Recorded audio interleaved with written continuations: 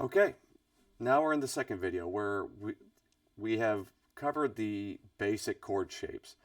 Now we're going to go into showing you where the cage pattern shows us how to play the notes on the neck. So let's start off with looking at our chord shapes. So we got all these, campfire chords, right? C, G. They're still in the order of Hey Joe, but it's still going to work for us. So imagine if I could turn these into bar chords, and I would just move this up a fret.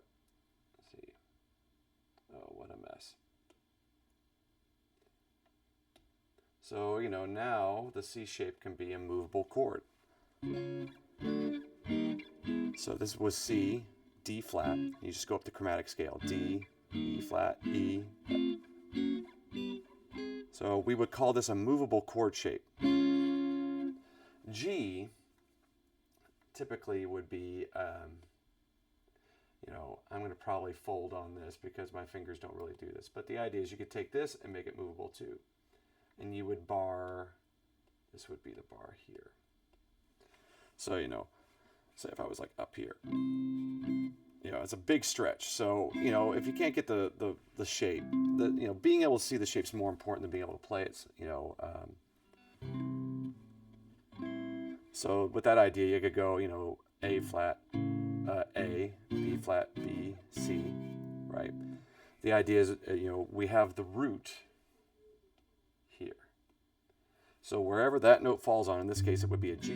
But if I moved it up, A flat, A, B flat, B, C, and all the way up the neck, right?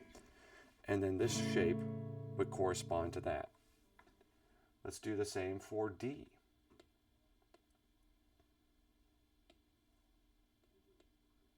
Kind of an awkward shape, but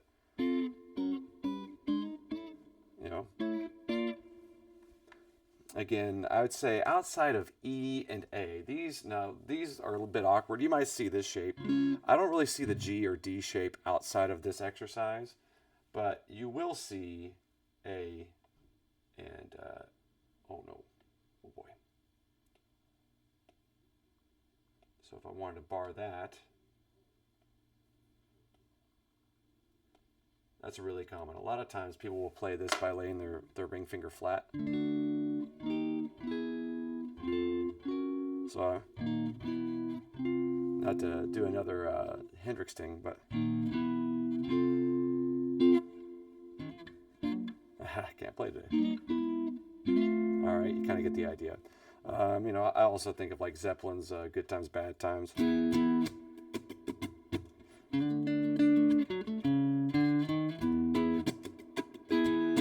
All right, so that's kind of like a movable A shape. We take A, B flat, B, C, D flat, or C sharp, D, E flat, so on and so forth up the neck, right?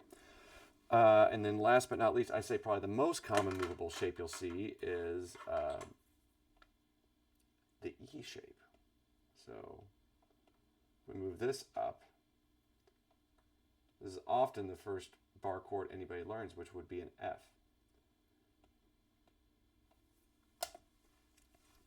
I do thumb over, but that would be a proper bar chord. So F, F sharp, G. So now you got all these basic shapes. So let's go back to our cage pattern and figure out why they arrange it that way. So what do we got here?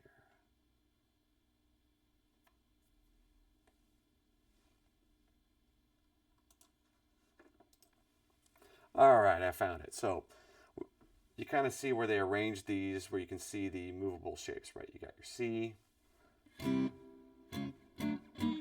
then A, so on and so forth, right? So let's talk about why they're ordered this way. The most common key people go with is typically, sorry, multitasking here.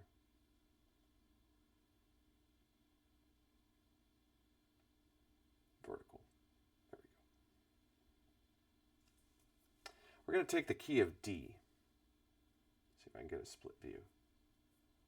There we go. So you have your shapes over there, kind of burying the lead. By the way, for this major scale warm up, which we're going to eventually build to. So let's start off in D major. So if I go up the A string, 1, 2, 3, 4, 5, sorry, 5th fret, let's call that D. This would be your pattern 1 or C shape. So let's go look at our C shape. So let's find that on the neck first. Right?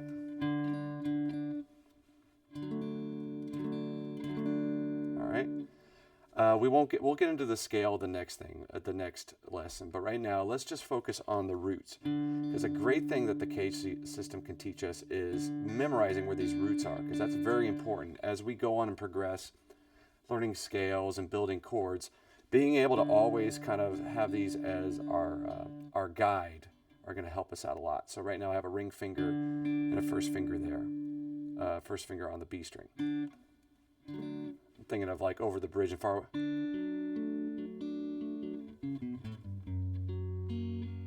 That's an E shape. I'm burying the lead here, but if you listen to that song, it starts off, that's the shape he's playing. Frusciante. All right, so let's go up to the next one. So where our pinky was here, let's replace that with our first finger, and that is now going to bring us to A. So I'm going to call this P2 A shape. So there's your next shape. So we had C. Now, as you can probably tell, we're going to spell the word cage going up. So there's your A shape. Important to see those notes. Let's go on to the next one. So we're going to replace our ring finger here with our first finger. And now we are ready for G shape. P3, pattern 3, G shape. So if I were to play that proper chord, again, my hand doesn't really stretch that well, but maybe yours can. So there you go, there's your roots right there. And that corresponds to a G shape, right? So our pinky was here on the 10th fret. Let's replace that with our first finger. Now we can play an E shape. So that's going to look like, I guess we're going to run out of neck here, looks like, unfortunately, but we're going to work it out. Pattern 4 or E shape. So a lot of times when we start talking about the CAGED system, people say like pattern 1. There's a lot of numbers and a lot of letters, right? So people are like, how do you know it's pattern 4? And I'm saying this because I was one of the people that didn't get this. If this is obvious to you, then great. But apparently it wasn't to me. So pattern 1 corresponds to the second letter. Like say, pattern 2 that's A shape because 2 is the second letter of CAGED. Pattern 4 would be E. Pattern 5. So that's where the numbers are coming from. So people usually say pattern 1 or E shape. I try to say both, but sometimes I don't. Anyway, going back to E shape. Again, we want to be able to find these roots really quick. That's a good first step, just becoming really aware of that stuff. And then finally, we go all the way up to D shape. Now this is going to be a bit of a stretch. Let me extend these here. Apologize for my penmanship. I certainly I don't get hired based on that. All right. Sorry. See, we're just focusing on the roots right now. Okay, so now this is pattern 5 or D shape. Going all the way over here. And that's where if I put my first finger on the D string, there you go, there's your D shape. So to recap, going all the way back to where we started here, see if we can get this whole thing. I don't know if that's... So we did start in the key of D, which by the way, if I do open, there's your D chord right there. So, but that's the 12th fret, 12 frets up. So pattern 1, A shape, finding those, and then G shape, There's 3 roots there, right? And then E shape.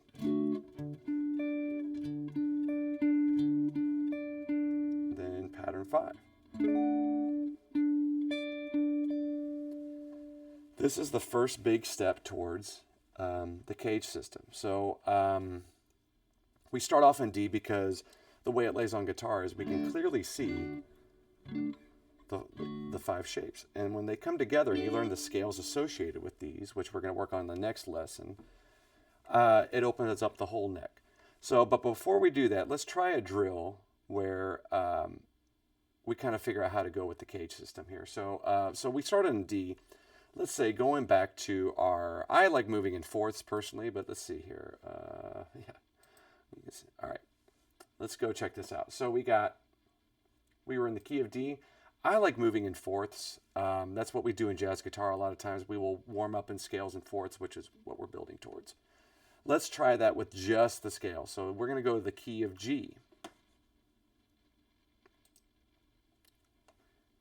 So our first step is I try to find on, you can start with the open.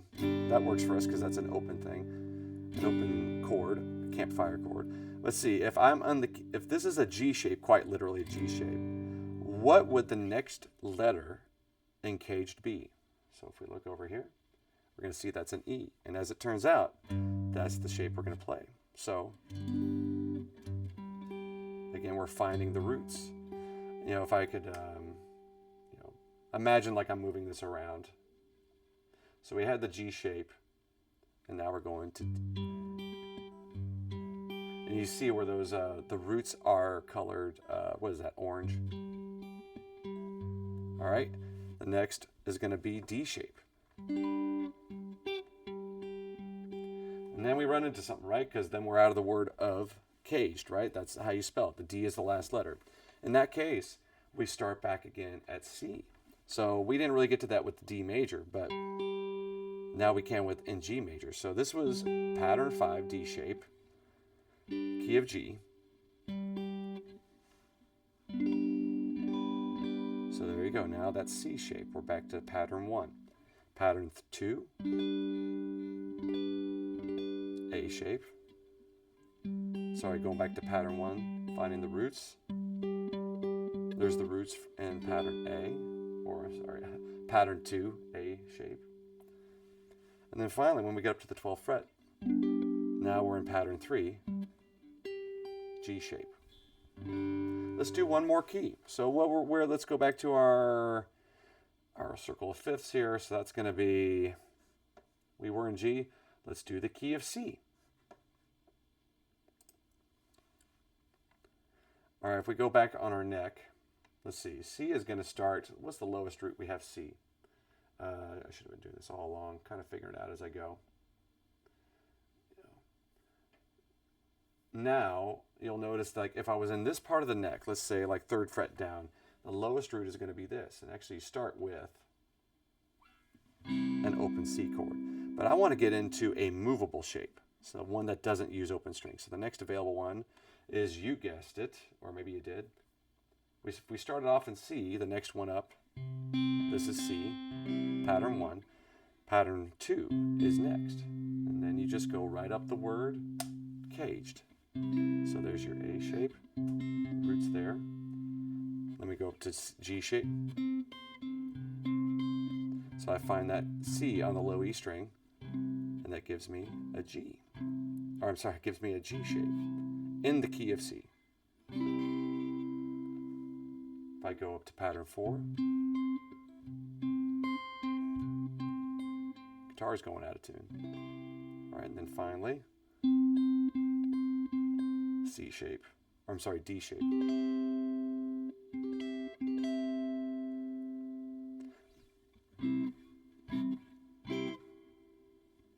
Hey, how are you? And then finally, you finish on pattern 1. You know, if you really want to work this out, then, try to do it all 12 keys. I promise you'll learn a lot. But I'm just going to keep it with those 3, because I think at this point, you probably see the idea. And the big idea of this lesson was to learn the movable shapes, see the roots there, and then try a couple different keys so you can see how this works. Already it's giving us like a good idea of where the roots are all over the neck, and it helps us learn. So now the next video, we're going to move on to the scales. See you over there.